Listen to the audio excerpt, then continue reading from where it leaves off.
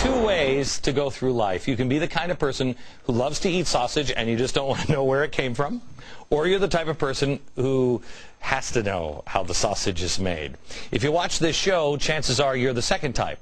Personally, I struggle with this concept, not on sausage. I don't want to know.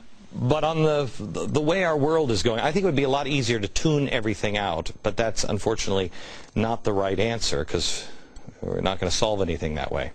So I've done it, and you have too, dug in, done your homework, and we've seen how the political sausage is created, and it's more disgusting than I ever even thought. And yes, you will find a shoe or a finger in it once in a while.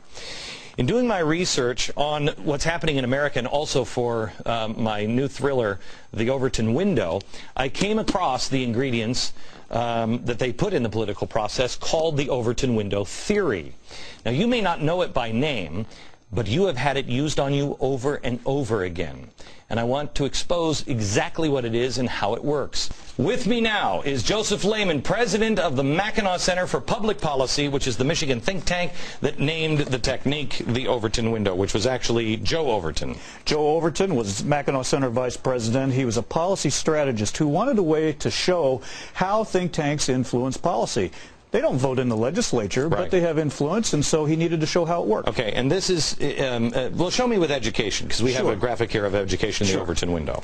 At any given point in time, a politician can't choose any policy he wants. He can only choose those things that the voters will find acceptable, or else he risks getting unelected. Right. Okay. And so here's a spectrum that shows possible policies in education. At one extreme, you might have private schools are outlawed and only government indoctrination in government schools. Okay.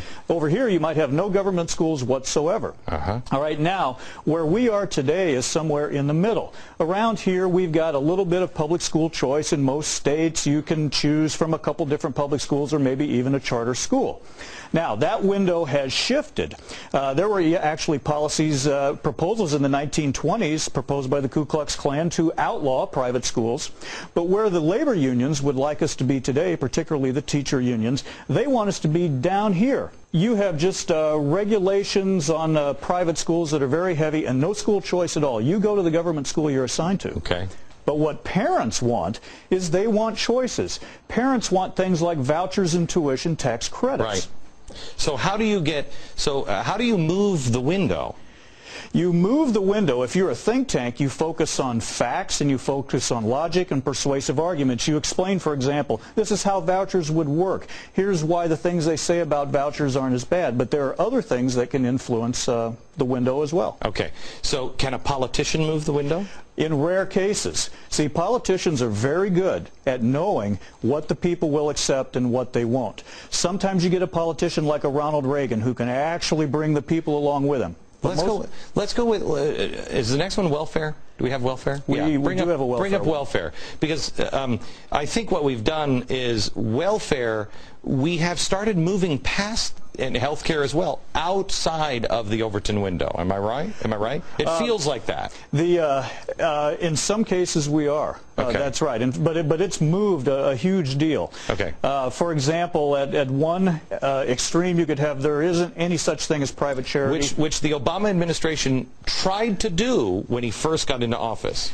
Some of them want to make private charity harder. They want to take away tax deductions for charity. They want to ladle more regulations on top of charities. Okay. At the other extreme, as you've got welfare only as a last resort, and all assistance is private. And this is where we actually were 100 years ago? We used to be here. In fact, Grover Cleveland has this excellent statement. In 1887, President Cleveland said, "Though the people may support their government, the government shall not support the people." That's somewhere near the far end of the scale. Right. Lawrence Reed of the Foundation for Economic Education has done great research on what Grover Cleveland, his vision for welfare. Okay, but we changed this in the 90s, and then we've changed it back. Well, that's right, and this began to creep. It began to creep in this direction in the progressive era, and then the New Deal brought a lot of new kinds of government assistance programs and began to crowd out charity.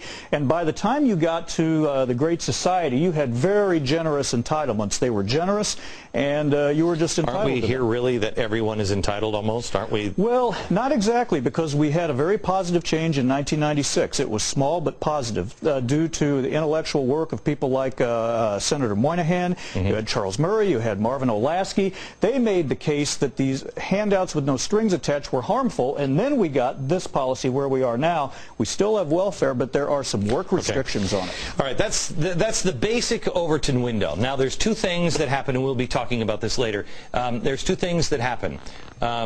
One, a politician or a group, radicals, could decide they're going to move it way past where you're comfortable.